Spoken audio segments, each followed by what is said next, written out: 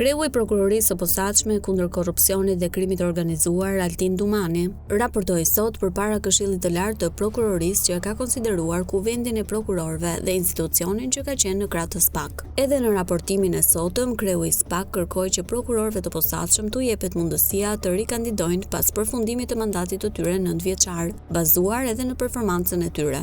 Ai listoi dy alternativa: rikandidimi për një mandat të dytë në SPAK dhe atashimi pranë apelit, por po ashtu theksin e vuri tek sfidat e SPAK dhe tha se janë realizuar 3 marrëveshje bashkëpunimi gjatë vitit 2024. Kryetari i prokurorisë së posaçme, Altin Dumani, është shprehur se ka pasur kërcënime nga krimi organizuar për disa prokurorë dhe agentë të Byros Kombëtare të Hetimit, por shtoi se nuk janë mundur, madje as nga presioni i bërë nga aktorët politik. Ai tha gjithashtu se ka një ulje të referimeve nga institucionet publike në SPAK, por që sipas tij kjo nuk tregon uljen e besueshmërisë së këtij institucioni. Ndër institucionet që ka ulje të raportimeve, Dumani listoi edhe Policinë e Shtetit. Dumani u shpreh gjithashtu se ekstradimet e shqiptarëve të dënuar, hetuar apo akuzuar në vende të tjera duhet të jenë kompetencë e SPAK, për sa kohë personat në fjalë akuzohen për vepra penale që hetohen nga ky institucion. Kreu i SPAK tha gjithashtu se do të kishin të nevojshëm këshilltarët ligjor, si dhe shtimin e numrit të prokurorëve që do të vinin në ndihmë me çurinë e hetimeve. Për sa u përket dosjeve të mbartura, Dumani u shpreh se kjo gjë ndodh edhe për shkak se procedura përpara seancës paraprake zgjat më shumë se një muaj, siç edhe është parashikuar. Kreu i prokurorisë së posaçme foli edhe për masat e sigurimit dhe theksoi se janë me standard ndërkombëtar. Në fund, u shpreh se kanë nisur edhe hetimet për krimin zgjedhor pas disa denoncimeve që janë bërë.